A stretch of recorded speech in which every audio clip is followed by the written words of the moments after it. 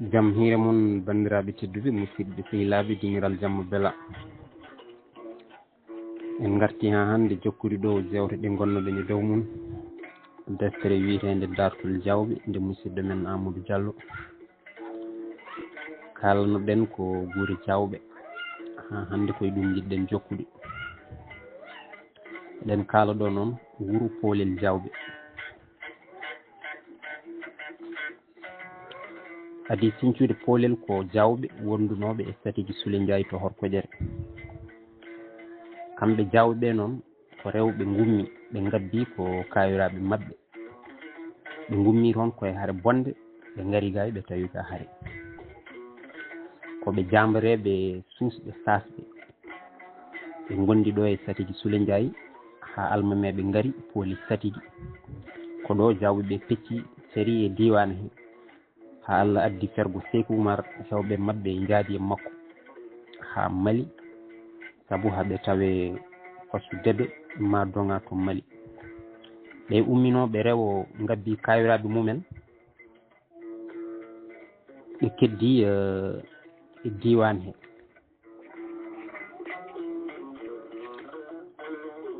wiyama noon ɓe goni koye jimadi Horkojere wiyama yiiti wuuro ngo ko biyeteɗo Jaam Hammadi Paate won wiiɓe ko jarga ko bañowo e saaha goto omo yiilo e ladde he haw ari e weendu hewndu ndiyam kulle kewɗe ina jalta hen o watti yernoyde toon naayi makko Allah waɗi kadi o yii ɗon lekki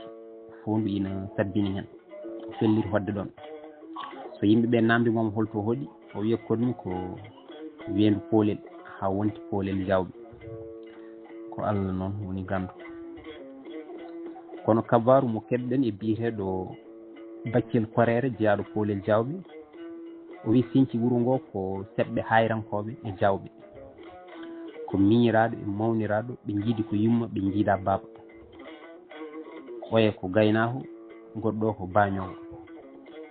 oye wiite ko Yero Hawa Sumare goɗɗo wiite ko Paate Hawa bammum wiite ko Boy Dia adi yiitude weendu Poolel ndu ko biyeteɗo Yero Hawa ko ɗon tan o waɗanno jeeje makko miñiraɗo ina ana ɗon yarnude naayi mum kono kadi wiyama adi hodde Poolel ko jawɓe ɓe rewi hen ko worgankoɓe rewi hen ko luyeyɓe sosoɓe rewi hen ko wonɓe Allah waɗi jawɓe adinoɓe ɗon ɓe ha woni hen jaadi e Seykou Oumar Tall hen goto ummi Mali ari Poolel omo wiye Oumar Ayouba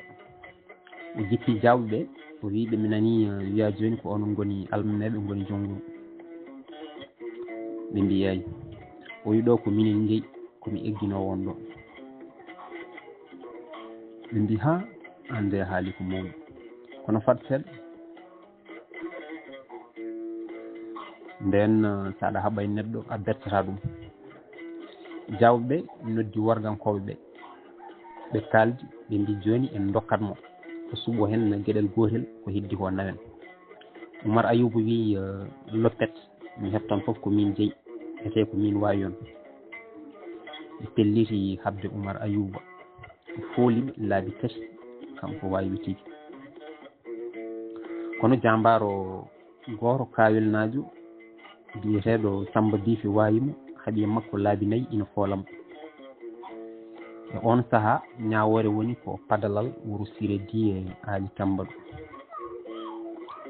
ɓe ñawdi toon e Samba Bifi foolimo ɓe battindi tan ko wardema kamɓe jawɓe ɓe jokki laamade ha saaha Abdoussalam Kane ina hawri e laamu biyeteɗo Amadou Mamoudou Hawa ko Diawa lempo kono kubbal wujja e jungo makko Allah waɗi Abdoussalam Kane ina ari Poolel Amadou Mamoudou wi minen dey lempo amen ko wujja Abdoussalam Kane wimo lempo ina wujje Amadou Mamadou wimo Abdoussalam wi holko ndewɗa ha lempo o wuja. Amadou Mamadou wimo mbannomi koye gafakke mbanmi nder fawru mbanmi hen ñigga sogmi ha tiiɗi goɗɗo ari heeli fawru ndu nawi lempo. Abdoussalam laawi mi an kay ko an waɗi ha wujja poɗɗa ko jooɗade hen jamma e ñalawma foof. kanko Abdoussalam o wi mi ittima joom wuuro wonta wonde joom wuuro.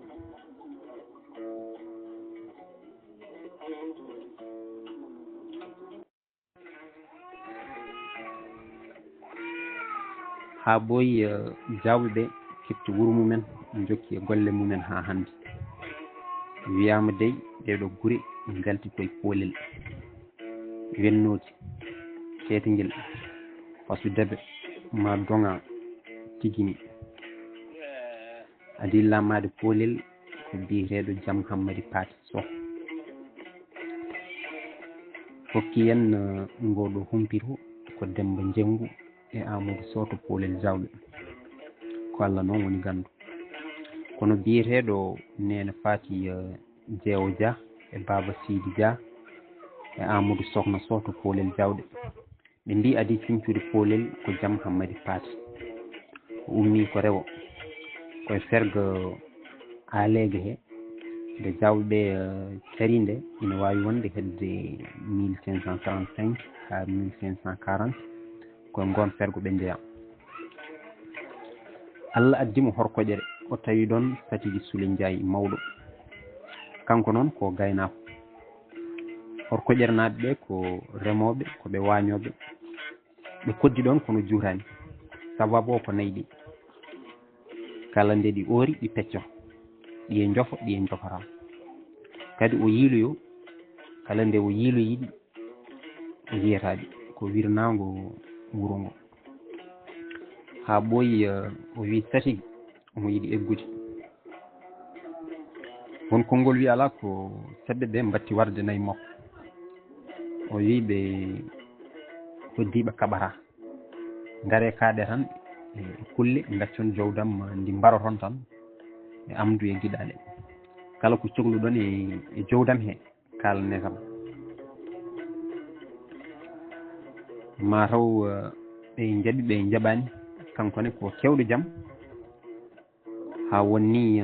won wiɓe ko ɗum ni addinamo wiyede Jam Hammady Paté Sow.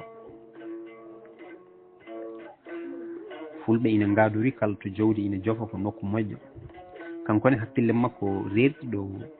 jawdi ndi jofata ɗo. Allah waɗi saaha goto o ari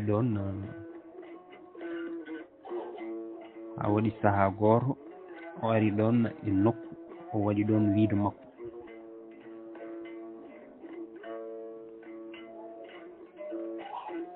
saaha goto mbewa walla mbaalu makko arti koyɗe mum fof ina mbaɗi ɓakkere kawis nangi mum. e on saaha noon ladde nde ne sukki no feewi. Allah addi hakkille makko rewdi e jawdi he ha Allah addimo e weendu mawndu sukkundu hewnu ndiyam ni woni o felliri hodde e sara weendu he. Allah waɗi saaha goto o ari ɗo weendu ɗo o nani dande ina wiya he buubu togge nayi ɗi ngara. o yurni haw yi kuumen ina jooɗi e dow jullare kooli o rutti ha weeti o roƴi subah law o fayi to weendu ho o yetti o soppini e jullare he o addi cate o dari ɗo jullare nde wonnoɗo ha Allah addi kuumen o jooɗi e dow makko tan o maɓɓi kuumen o ha tiiɗi o ɗeddi ɗum. kuumen o wimo hoto waram haal ko jiɗɗa mi hokkuma. Jam Hammady Paté Sow ñaagui ha heewi o yejjiti guerte e ndiyam o acci kuumen yeehi seeɗa o siftori guerte e ndiyam o wimo kuumen he darom yejjiti guerte e ndiyam. kuumen o wimo on ɓooyan jiggoyade guerte e ndiyam.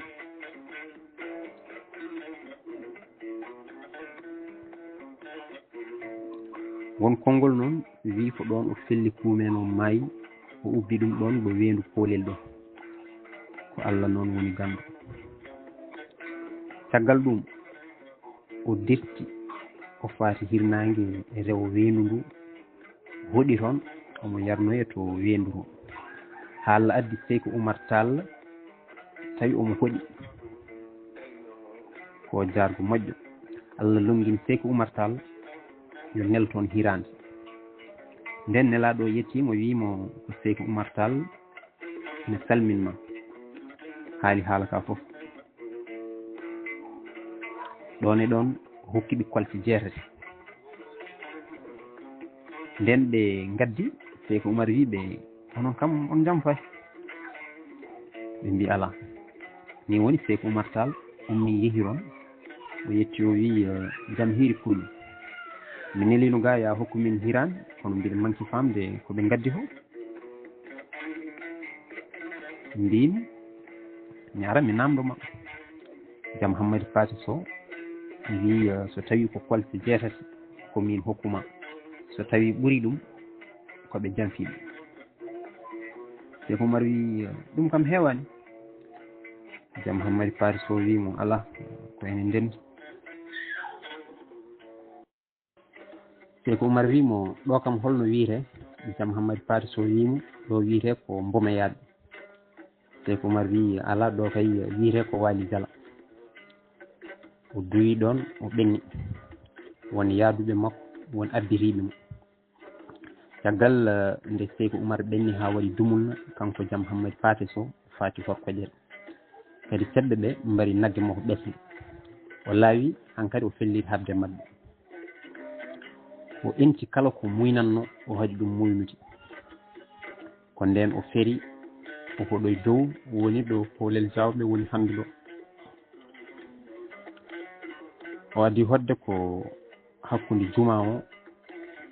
e ɗo école Poolel gonɗo caggal sangol ngol woni ɗo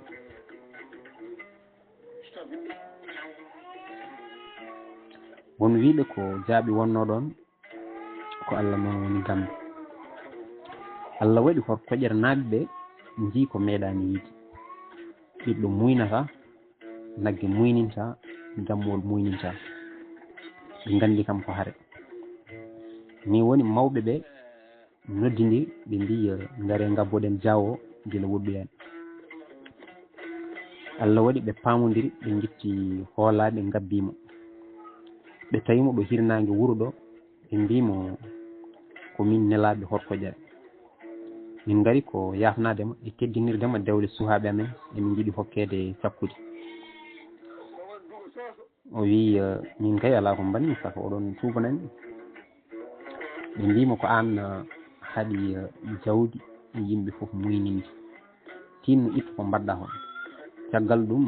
ɓe pamodiri haala jam Hammady Paty Sow wi ɓe jaaɓi kadi ɓe gadodiri kala kew yangue walla inde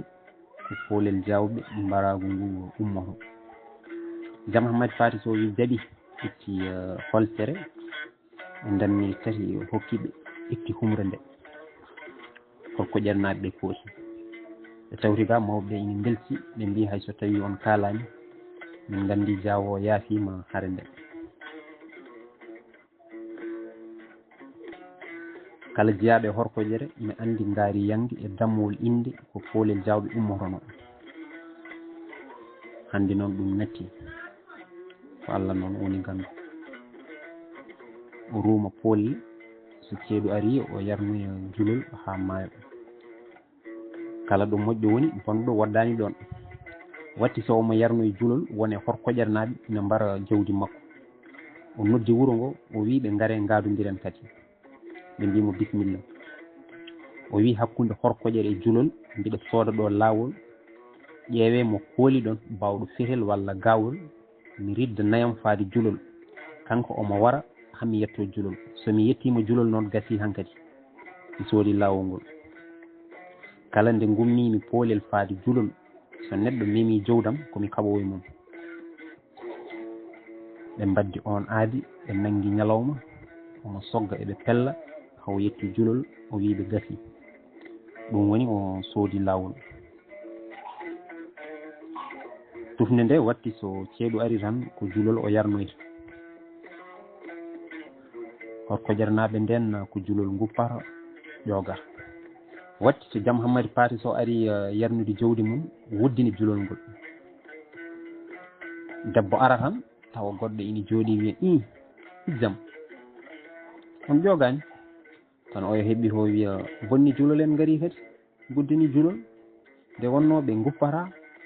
ɓe lortako ɓe ƴogata ɓe bonni julol ko ɗum addi toñanggue hakkude Horkojere naaɓe e Poolel naaɓe bonni julol nguppata laaɓata bonni julol ko Allah noon woni gambe adi wonde joom wuuro Poolel Diawɓe ko kanko Jam Hammady Paté Sow ko kanko Sinthiou Poolel Diawɓe o woni joom wuuro kanko woni gooɓijo ɗiɗi ɓiijo nde o natti lomtima ko Hammady Diam tata ɓiijo rewi hen ko Mamoudou Hawa naye ɓiijo rewi hen ko Maha Mamoudou joye ɓiijo rewi hen ko Mamadou Amadou jeego ɓiijo rewi hen ko Amadou Diawo Dia jeeɗo ɓiijo rewi hen ko Hammady Dayti ko Worganke jeeta ɓiijo rewi hen ko Mamadou Dawde jeena ɓiijo rewi hen ko Mamadou Amadou sappo ɓiijo rewi hen ko Demba Sidé sappo e goho rewi hen ko Alassane Mamadou sappo e ɗiɗi rewi hen ko Saydou Mamadou sappo e tati rewi hen ko Kalidou Mamadou kamɓe fof koɓe sappo e goho joom wuuro tuggi Jam Hammady Paté Sow ha Kalidou Mamadou e sikkinde on noon oɗo saaha mo tarata ndeɗo deftere oɗo Kalidou Mamadou tenkima yo Allah yurmomo yaafomo ko Allah noon woni gambe hokki hen ngoɗo humpita ko Nene Faty Diewo Dia e Baba Sidy Samba Dawda Mamoudou Moussa Dia e Amadou Sokhna Sow to Poolel Diawɓe ko Allah noon woni gambe ɗum noon bandiraɓe tedduɓe musidɓe sehilaɓe ko ɗo kaɗeten ha ñande wonde so Allah jaaɓi Allah jarama on jarama